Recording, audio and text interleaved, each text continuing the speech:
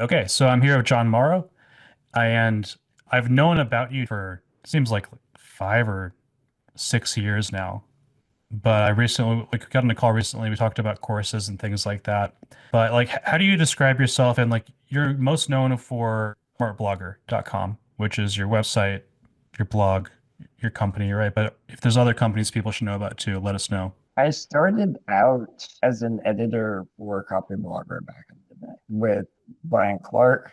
And that's where I really learned all about writing, newsletters, courses, all of those things. I learned a ton under Brian. And then I went and worked for Neil Patel for a while after that.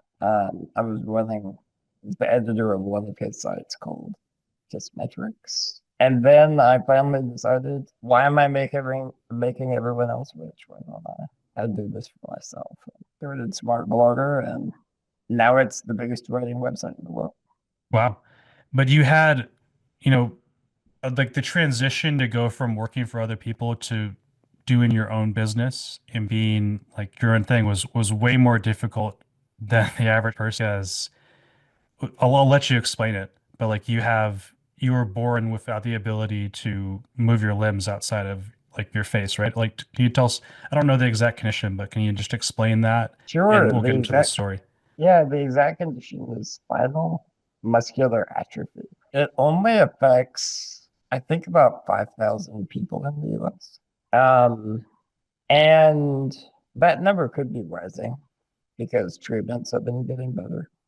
But basically, it means that all my life I've lost strength to where really all I can move is my face, but I can still feel everything.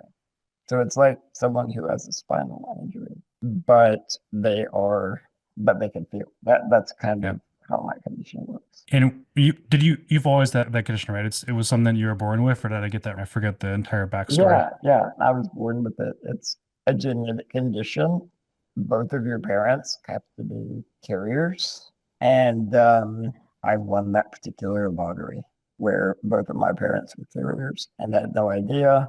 And so I never walked, but I could move my arms and feed myself when I was a kid.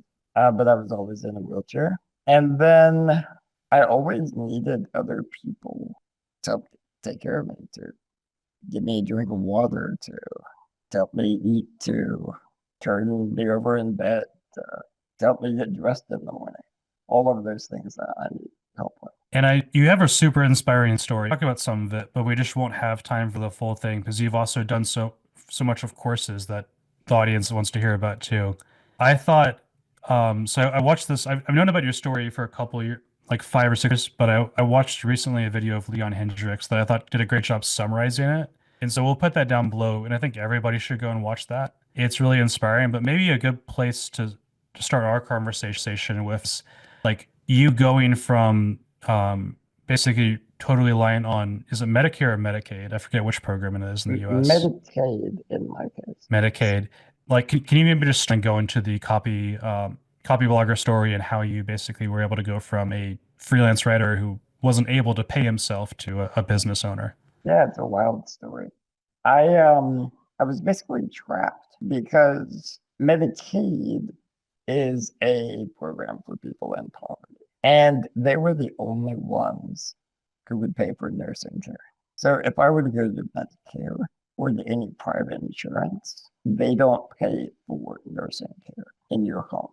So it was the only way for me to get the care I needed. And I was limited to $800 a month of income.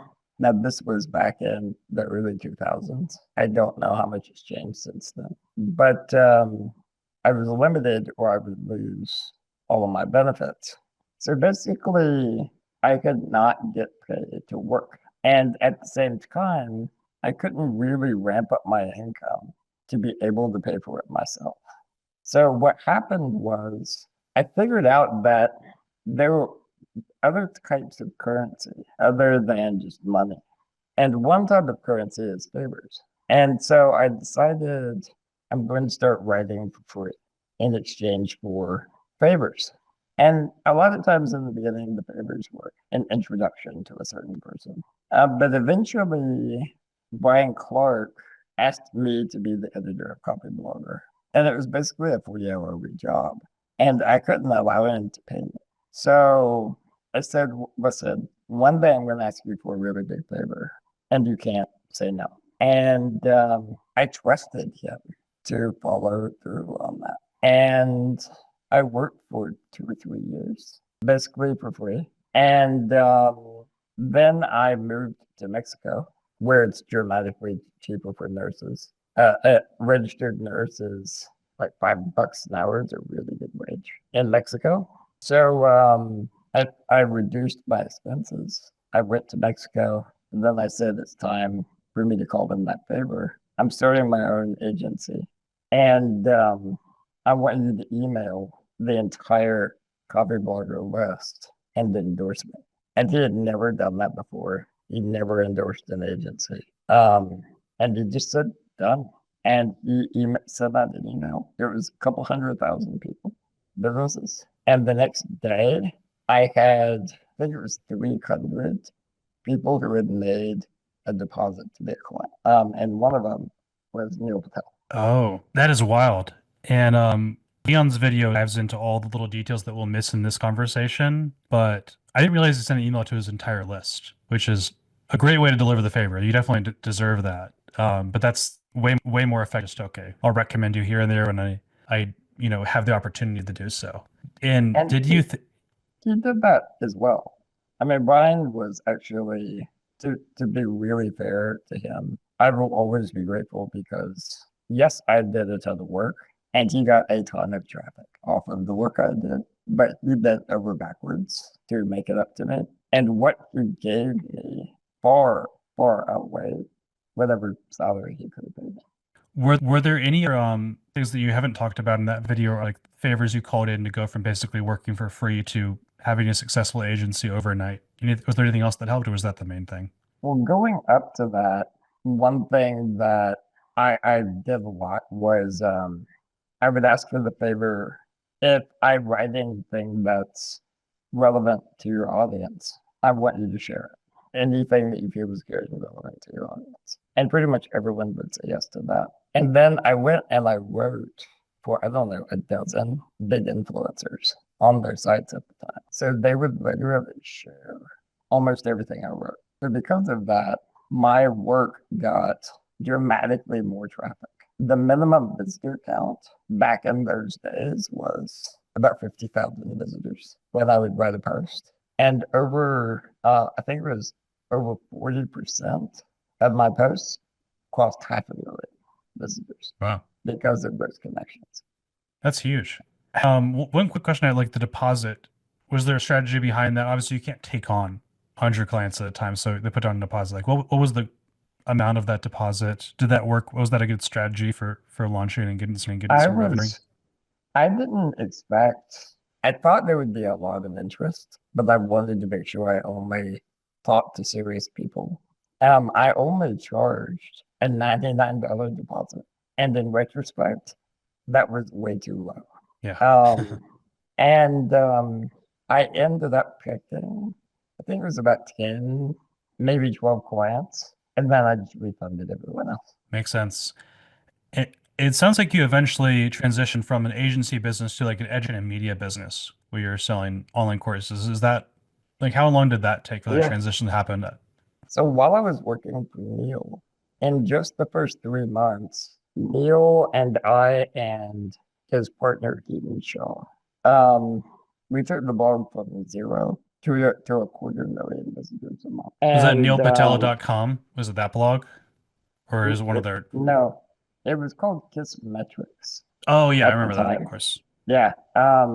And I basically had this like thought in my head all the time, like, why don't I do this for me? But I needed money.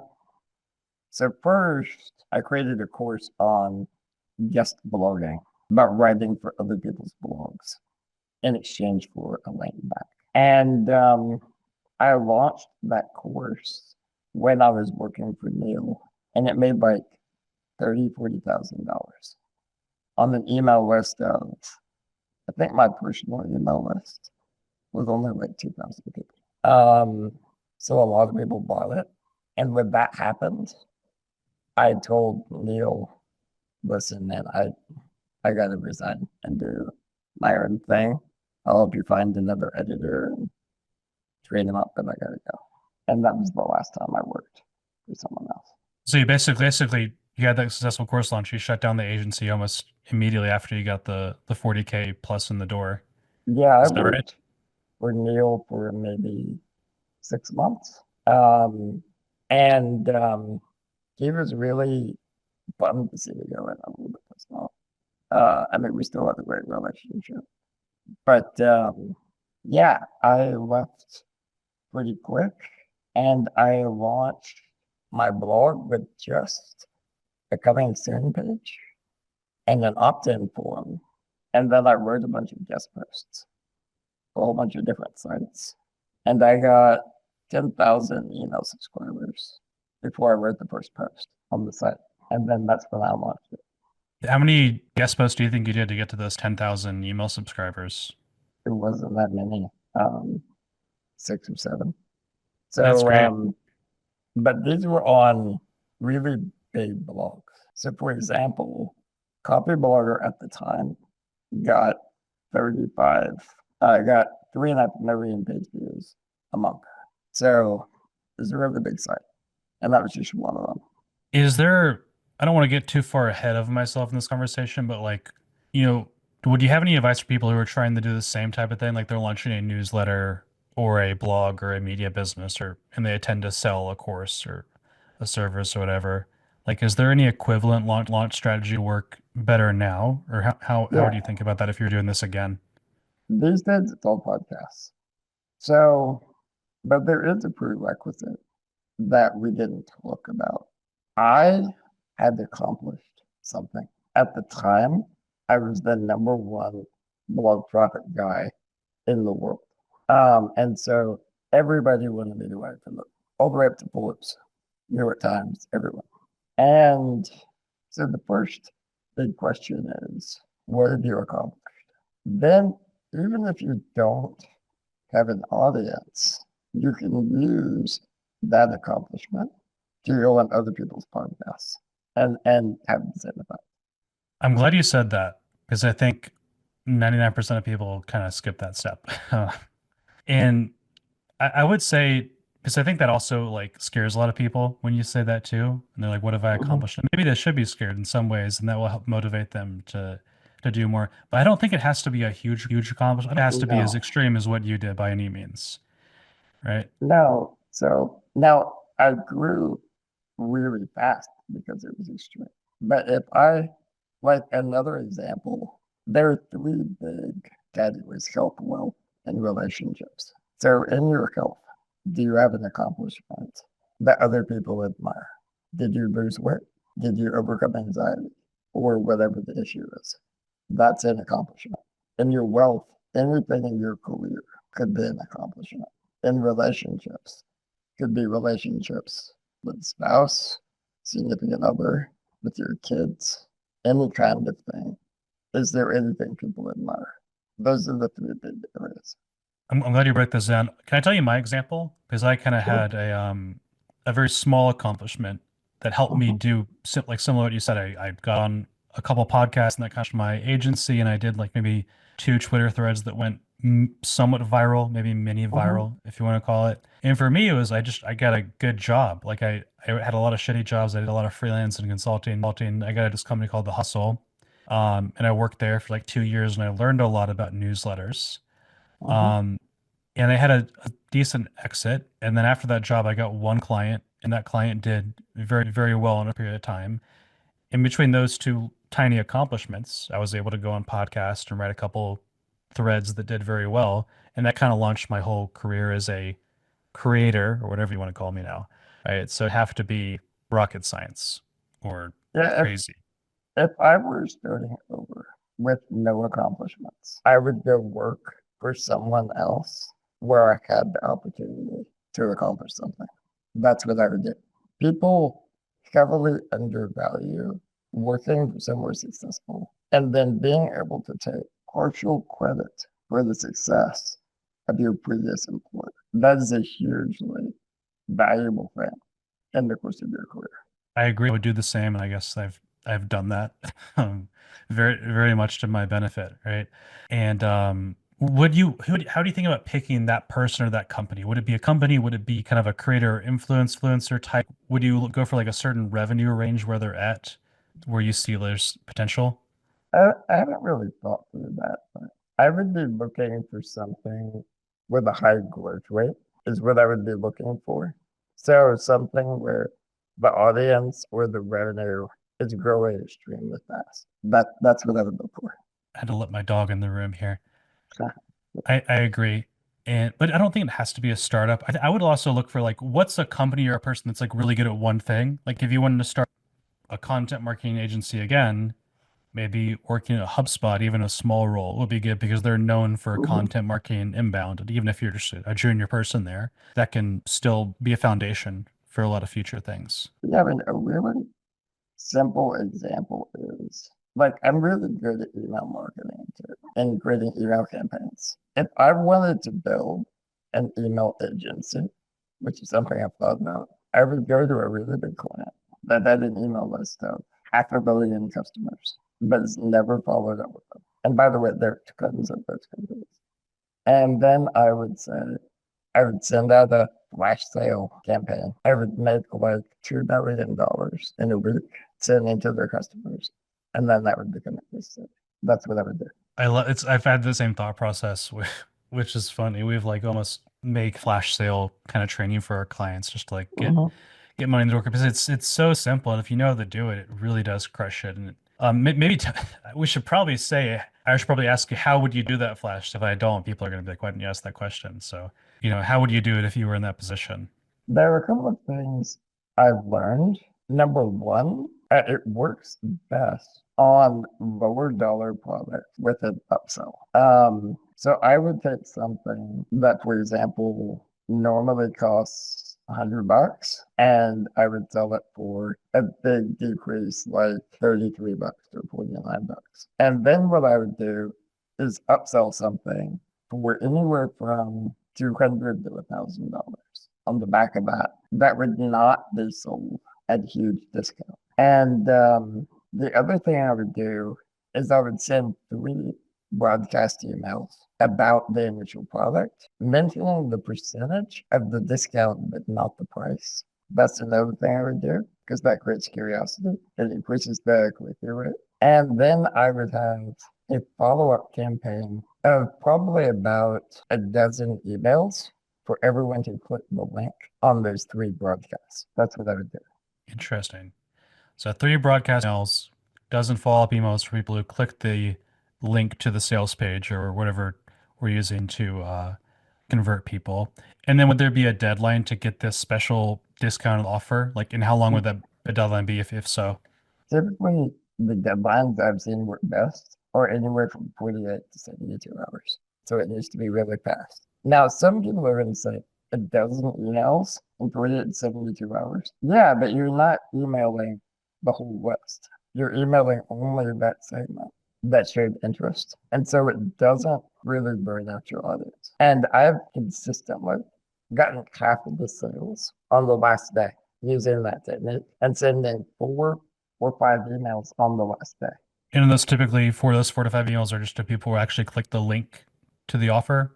Correct. And that's a lot. So a lot of people don't realize that who haven't done this. Like you're going to get half the sales or more on the last day if you're doing a campaign like this, or even a campaign that has a deadline that's like, or an enrollment period of 7 to 14 days long. You'll get 25% on the last Mhm. day. So you need to send multiple emails on the last day.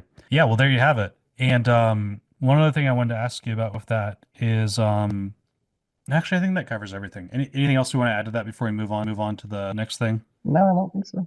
Yeah, I think more people just need to to do that. It's as simple as it sounds. I talk to a lot of people who are just really afraid to send to their list. They're afraid of unsubscribes or negative feedback.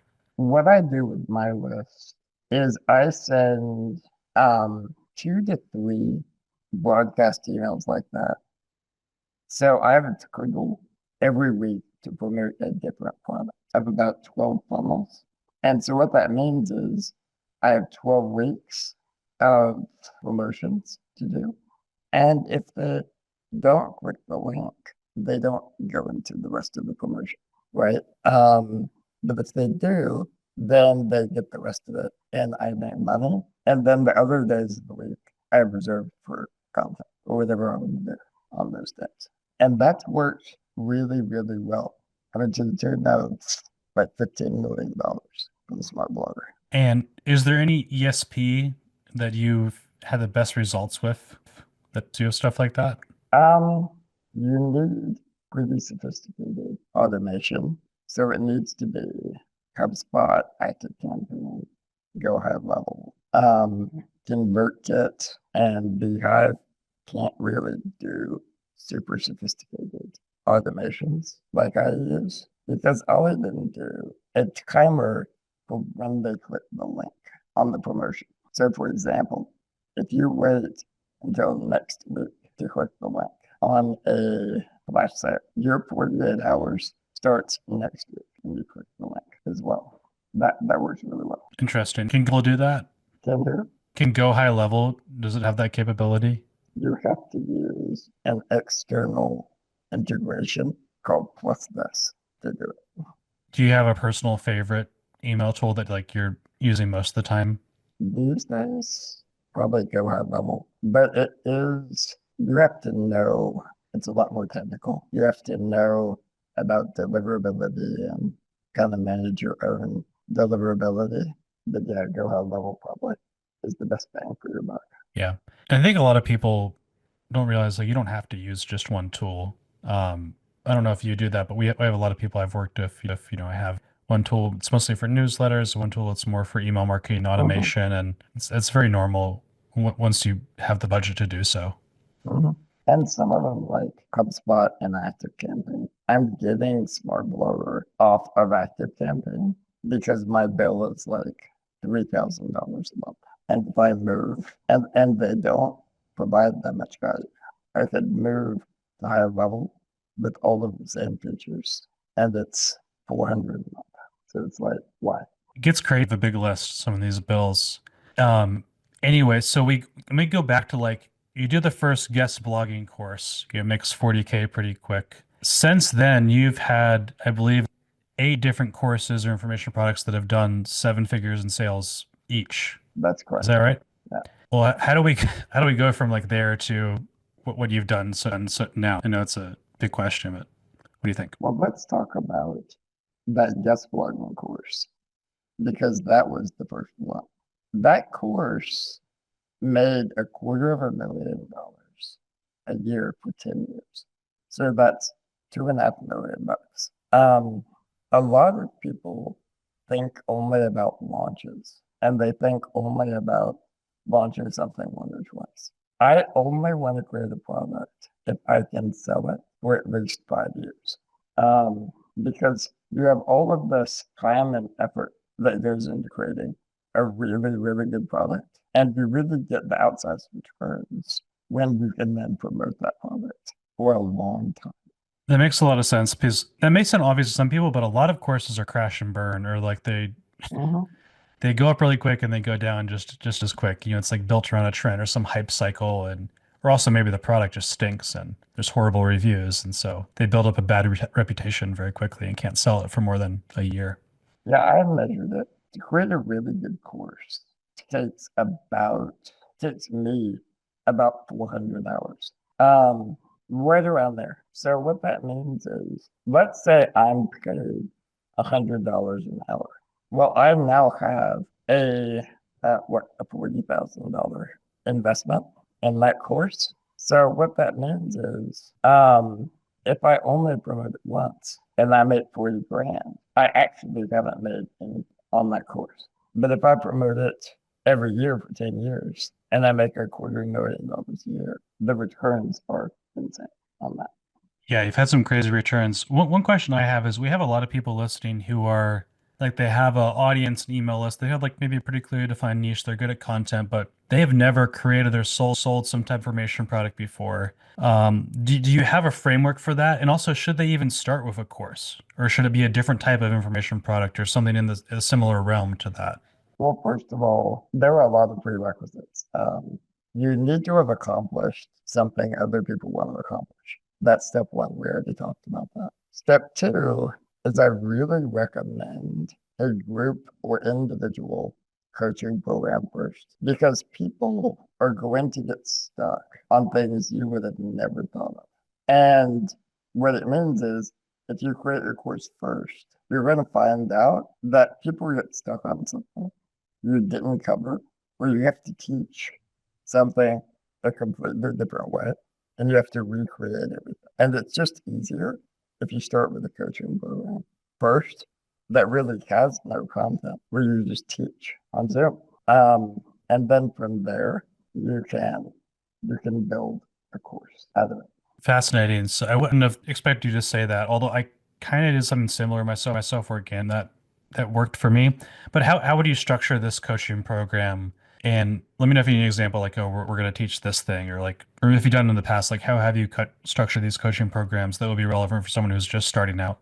The way I do it now, and the reason why I said the way I do it now, I've had beginners try to repeat my process, and they cannot do it universally, even with all the smarts and hard work in the world.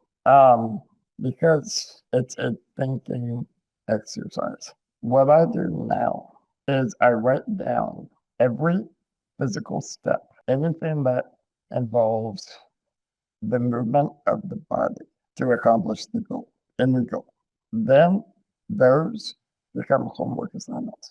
Then I ask, what do they need to know and what skills do they need to have in order to take those steps? Those become lessons, and any skills get a review point by an instructor to get coaching.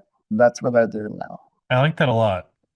And I need to do that because I think the process of writing a step helps with kind of the curse of knowledge thing, where you just think, oh, Mhm, everybody should know how to do this thing. But mhm. that's actually where a lot of people get hung up in your program. And I've definitely seen that personally. Yeah, people are surprised. There is nothing in my courses today that is you need to know this or you need to think about this. It's you need to do this. Here's how. That's the way it's focused. The completion rate on the courses, I've seen it 10x when you do that kind of change. Wow. I have some work to do. I think everybody does.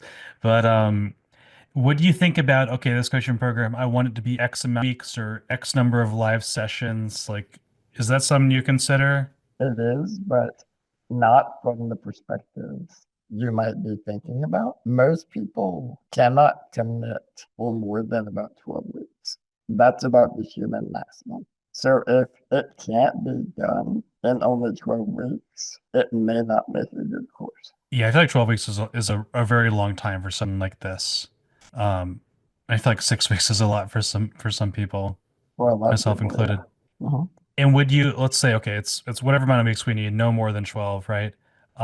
Is there a certain number of sessions per week? Do you find two per week is a good cadence, one per week, three per week, or is that not so important in your opinion? If it's coaching, I like a teaching um, Zoom call followed by a homework review Zoom call. That's my favorite format. If it's a course with everything already done, I personally like having a coach that follows up over DM and where they turn in every assignment to their coach to review. Okay. So in the first small, so teaching session followed by homework then calls. So one is a teaching session, then the next call is a homework review. Did I get that Mhm. right, or is it the same call? That's correct. Okay. Can I tell you the structure of my thing and you can kind of critique it a little bit? Would that okay? Sure, sure, And do you over three? Is it okay to keep going a little bit? sure. That's fine. Thank you. So we have, our program is about how to start, grow, and monetize a newsletter. Most people are starting from scratch. We have 50 newsletter subscribers or something like that. Mhm, So it's a 5 week program, and there are 2 sessions per week, and each session is teaching focus. So there's 2 minutes of instruction where I'm teaching the course, going through slides, and 30 minutes of Q&A at the end. mhm, And then in week 1 of the course and in week 5 of the course, I do a 1 hour office hours, which is just kind of like a May, We have one homework assignment per week for each of the 5 weeks, and we have some incentives and gamified things to get the other students to give each other feedback on the homework assignments. Mhm. And then there are certain graduation requirements that there's basically like, 5 or 10 things that you want to do to be considered graduated from the program. And it's not expected to be able to do that within 5 weeks. It's kind of on your own pace. And I would say we maybe have 50% of people who go through it live with me and 50% of people who go through it at their own pace, kind of recording style. I call it a cohort-based course, but some coaching elements. We've got good results, but I think there's a lot to improve. What I always start with, which again is not what most people think about, is I start with how can you get the maximum number of homework assignment completions? And the ideal course structure, by the way, is if they complete every homework assignment, they have accomplished the course outcome. That's the ideal structure. And so ideally, they could complete every homework assignment by the end of the course. Now, how many weeks is it again? 5 weeks, and they can do that, and many people do, but we don't, do it as, it's not, it hasn't been my number one goal is that. It probably should be my number one goal. And also, it doesn't quite line up to what your framework is, but I think it can. I think we can tweak it so it fits that. And I think that is the better way to do it. So I would provide both positive and negative incentives. The first positive incentive would be the advanced material unlocks as a bonus if you complete the homework on time. Otherwise, you don't get it. Okay. I like that. The negative incentive is if you don't do every homework assignment, you're not eligible for a refund. You're not able to what? So I missed that last part. You're not eligible for a refund if you miss any homework assignments. Got it. And would it just be you have to do it within the completion time, which is like essentially 5 weeks for me?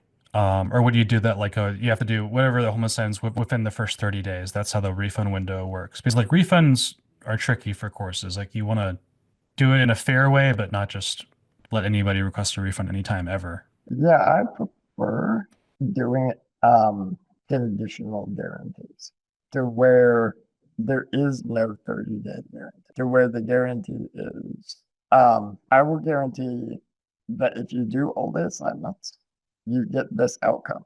On the other hand, if you do not do all of the assignments, well, that's on you. And most people don't have a problem with that guarantee. Yeah, we've there's something similar, but what we did is we was like you have to complete the course sessions, and actually I think it was just the course sessions. It wasn't the homework. I think I totally had it backwards. And I think that completing the homework makes more sense. It's also kind of hard to track when people complete the course sessions if it's live and recorded. It becomes kind of a logistical Yeah. challenge. And that's why for a course, I really like charging a little bit of a higher price and making homework assignments mandatory. And you have to turn them into your coach. So that way you can track who's completing. Got it. And one question was like, let's say someone completes the homework assignments, 3 months after the course has over, and then they request a refund at that point? Is there some type of time limit where it's like you have to complete the homework assignments within X amount of time? Yeah, I would make a time limit. Okay. I want to get all the details right there because I'm going to utilize this stuff. And one coach, by the way, it depends on the program, but one coach can typically manage up to about 150 to 200 students is what I found if they're full time. So the margins on it are pretty good. And as far as expertise, they don't have to have all of the expertise that you do. And one of the best hiring sources is just your previous students and see if they would come in and do it. Do you have those coaches give them homework assignments, like some notes? Yeah, a little bit of feedback, a few paragraphs, and you're mostly watching, are they totally off track? That's mostly what you're watching for. If there's some nuance question, then they say, go to the call with Matt. That's what they should say. Okay. Like that model. I took your kind of course or info product scorecard. Would that be interesting to discuss here? Sure, About, sure. because I think it kind of goes through your frameworks. I don't understand all of them. I want to learn about it. All of the assignments. So we'll put the link for this in the description too. The URL is a little bit long, so there'll be a link below. My overall score 48. Um, you want me to share my screen? Would that be easier? Sure. Yeah, I don't yeah. want to make this. I won't carry on and say everything out loud because it's a podcast, right? But 48 offers 100%. This is, you know, I put in the answers. It wasn't you grading this, so Mhm. again, we gotta take this with a grain of salt. Hopefully, I said the correct things. Credibility, 33%. Ecosystem, 33%. Lead generation, 50%. Conversion, 20%. We can maybe explain what those means later. But like, how do you think about doing a scorecard for a course? And I know I can't see all of my answers here, but I'll let you kind of jump in and tell me what you think. Yeah, I've given the scorecard to hundreds of course creators, and lead generation and conversion are always the lowest categories. And what I tried to do when I put together the scorecard is I put together a list of everything I do to scale the course to 7 figures. Now, that doesn't mean if you don't do everything on the list that it's impossible to reach 7 figures. That's not what it means. But it's kind of like, here's my playbook of what to do. And just seeing if you've done everything to put yourself in the best possible position to succeed. That's kind of how I think about it. Could we go over these things like, how do you create a good offer? And then like maybe we can go into credibility. Just spend like a minute or two on each of those things and get your advice on it. So with courses on an offer, the first thing you need is a niche where people are already spending money on achieving the outcome. So a lot of people never research this. So it doesn't have to be a course. So for example, mountain climbing. I know nothing about mountain climbing, but I'm sure people pay coaches on how to climb a mountain better. They buy gear to help them climb a mountain. They go on trips where the sole goal is to climb a mountain. They're spending money in lots of different ways. That makes it a good niche. On the other hand, there are lots of other niches like um, becoming a better writer, for example, where people did they spend money on physical goods? No. Did they spend money on software? Not often. They did primarily. Did they spend money on coaching? Again, it's not common to hire a writing coach. That makes it not a great topic, which is what I learned the hard way after starting a writing blog. That's just one example.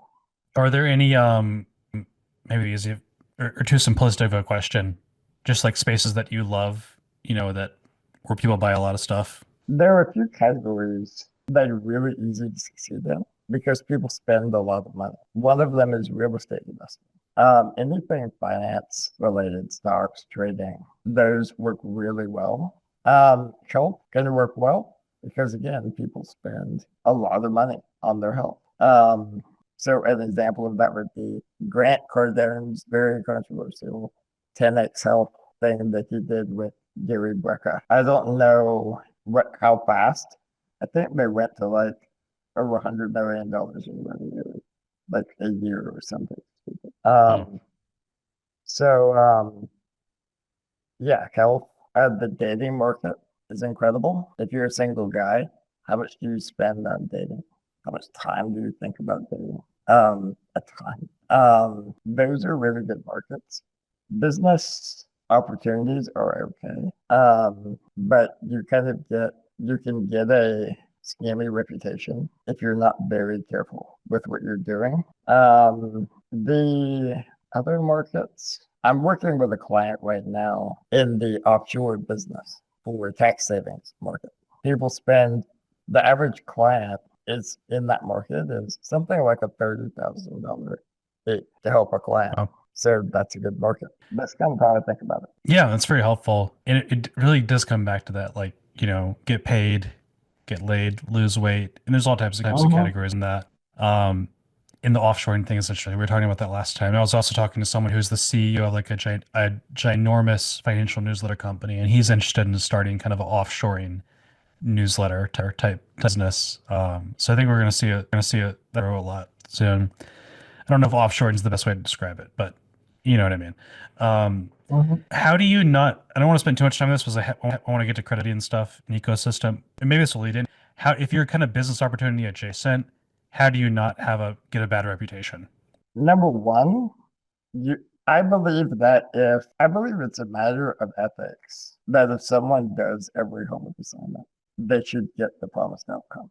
So if you're promising people an amount of money, like 5 grand, then if they do every homework assignment, they should make 5 grand. If that is not true, you are going to hurt your reputation. Well, that's a simple way to put it. I thought we were going to get into like refund policies and don't have a rented Lambo, but I like how you put it. People buy, and this is the other thing related to offers. People buy a course. Nobody wants to learn.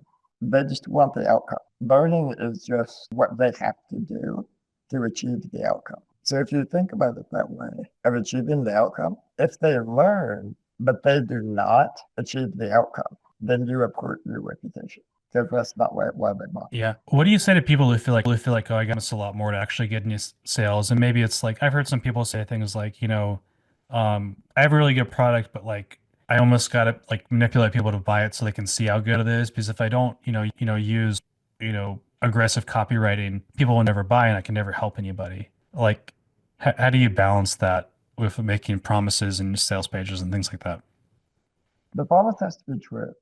If your product is as good as you say it is, then they will achieve the outcome that you are promising. If they are not achieving the outcome and you're promising them things, the problem isn't them.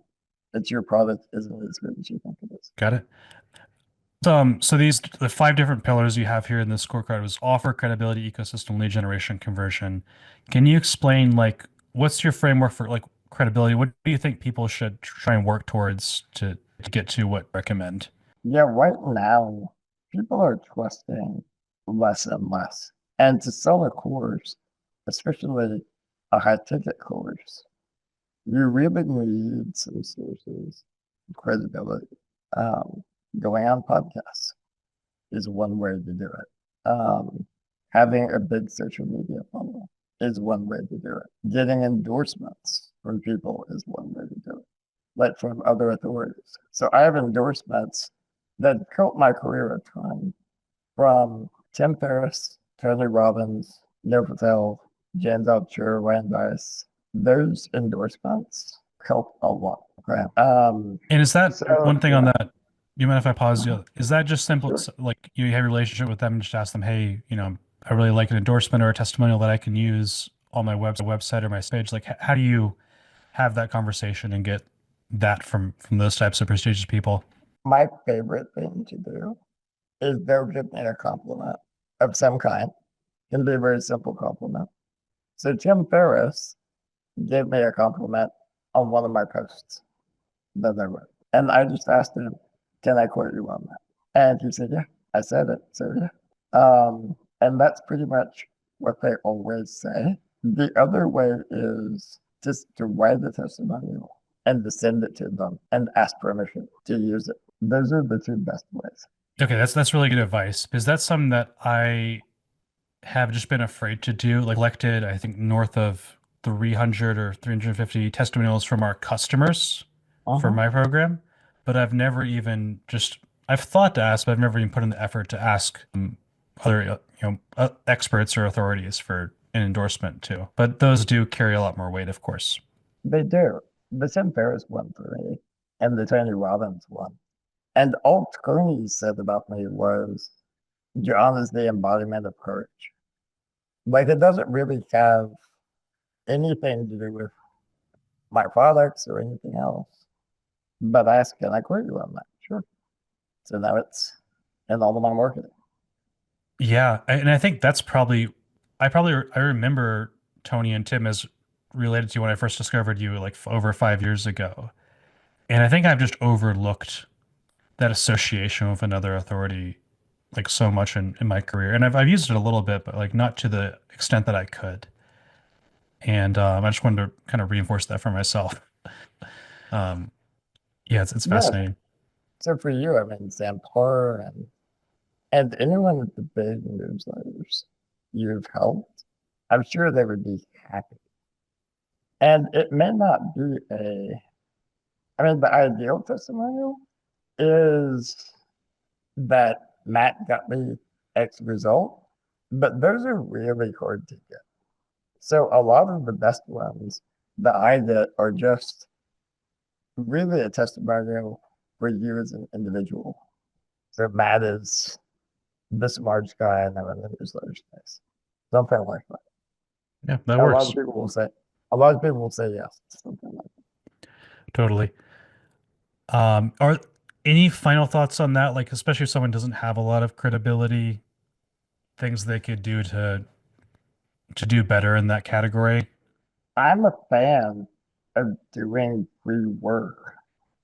Like if Tony Robbins had ever called and asked me to speak for free and spend my money to fly somewhere, I would do it just to ask him for a testimonial after. That's how important they are.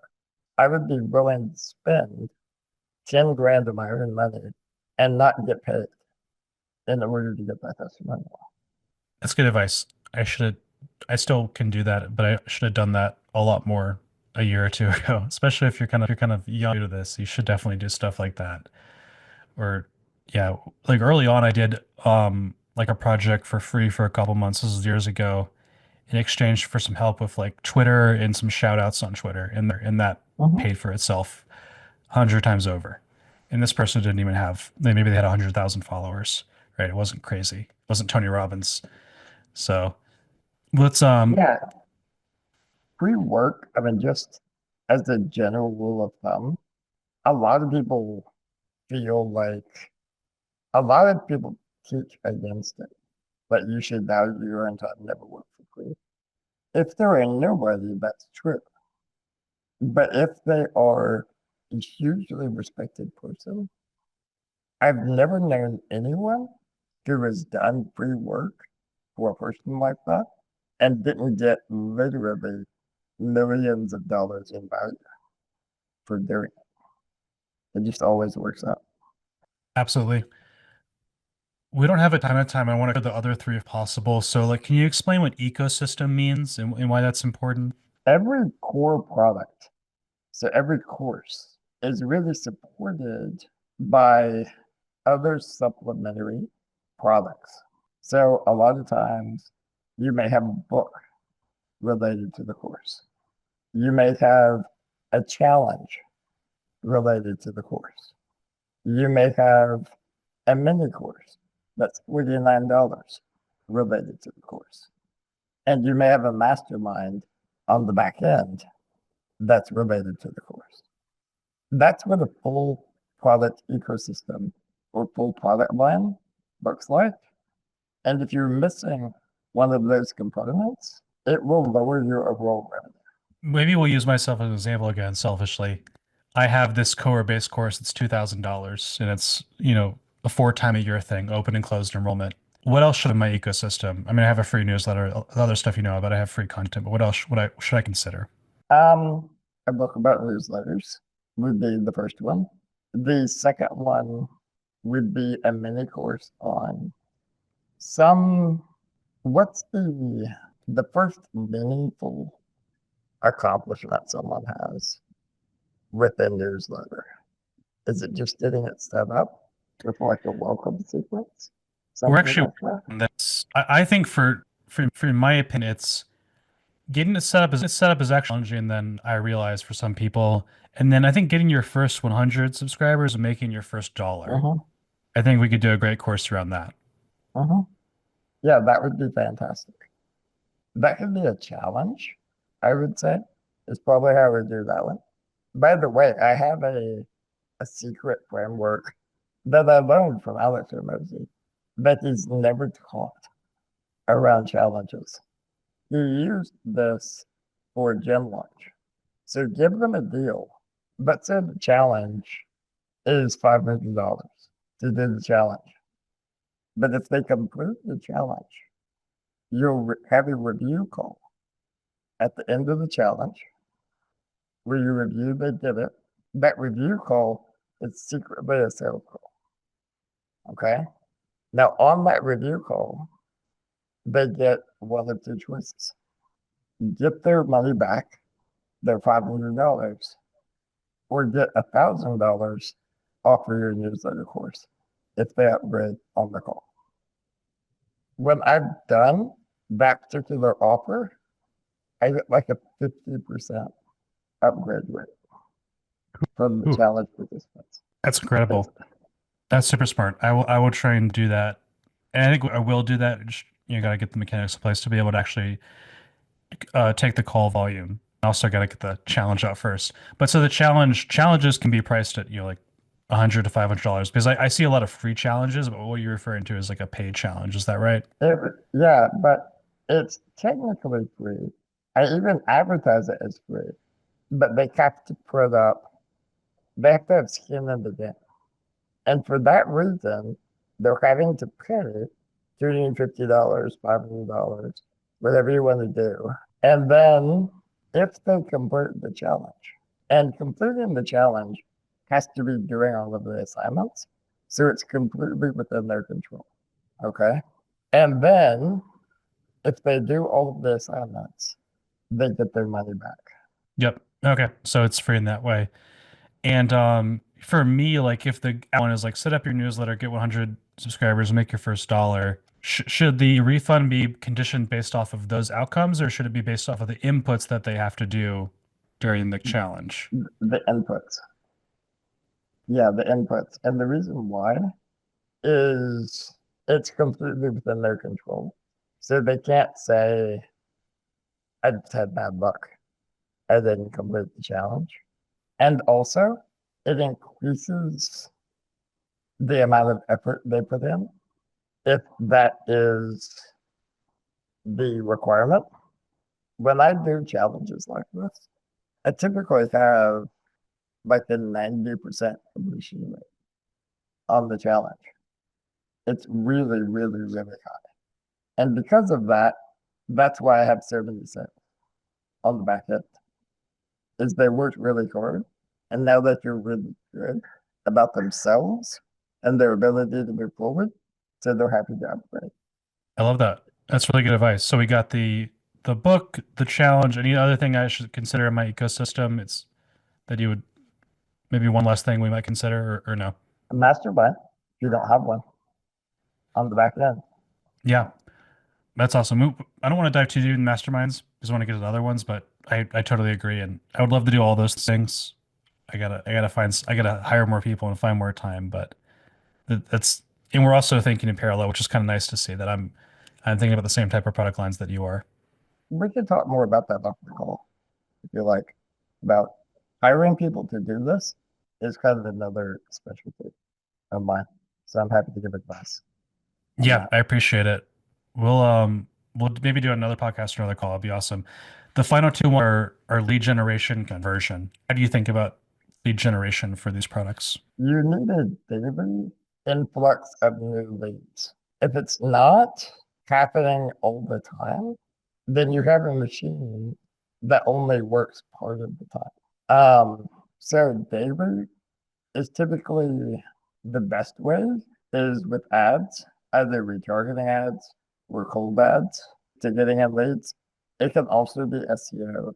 It can also be social, but the most consistent is ads. And then building an email list. I mean, for your listeners, that's a normal thing, but it's astonishing how many businesses don't even have an email list. Most people have no idea how powerful it is. So that's what it is. Very true. And the last one is conversion, which I think most people get completely wrong and don't only do a fraction of what they could actually do, including myself. I got a lot to learn, but conversion, how do you think about conversion? I mean, part of it's related to the upsells and it's related to having multiple different paths. The other part of it is I'm a really big fan of evergreen funnels that are running all the time. I've seen businesses that do the cohorts, and that's fine to a point, but an evergreen offer will beat a cohort based offer when it is a mature product. it will generate more revenue because it's always for sale. And you want to catch people when they're in the buying moment, when they're really excited, rather than making them wait. So you want to have it on sale all the time. It requires a different way of thinking, but it makes probably double the amount of money. Yeah, that makes a lot of sense. I'm kind of just thinking internally because I have a cohort model and it's like, oh, how do I change that? But we're getting to the point where it is becoming mature, where I think it could become that. I guess my fear was going from cohort to evergreen was, is my audience going to burn out of me promoting this product? Is the market going to burn out? And also, will I be able to sell it at the same rate because I don't have the scarcity and the urgency to enroll if it's evergreen? So those are my So, fears. so there are two ways. First of all, having the full ecosystem makes it to where you're not always promoting the course. You're promoting your book, you're promoting your challenge, you're promoting something else. And that makes it to where your list doesn't really burn out. So you might still only promote the core offer once a quarter, but you have all of these other entry points and you only make it available for a finite period of time. So let's say they buy your book, it's only available 7 days after you buy my book. After that, the evergreen automation closes it off for them where they can no longer access it. Does that make sense? Yeah, it does. It makes a lot of sense. And you can have the same type of thing with the challenge, of course, where we discussed before. Yeah, so there's still urgency. It's just created through automation. Makes total sense. We'll get to that point eventually. But yeah, heard a lot. That's, I mean, there's so much stuff we could still talk about. Maybe we'll talk later. But I think that's a great point to kind of end the podcast on and Yeah, give people to go and learn more about you. And we'll put links below, but where can people find you? Like, where should people be directed towards? you can find me. I'm Jon Morrow on Twitter and LinkedIn. That's JON. And my main site, smartblogger.com. And you can email me at JON at smartblogger.com. Thank you. And we'll also put a link to the scorecard, obviously all the stuff you just mentioned in the podcast description. And that's a wrap. Thank you, Jon. Yeah, Cool. thanks for having me.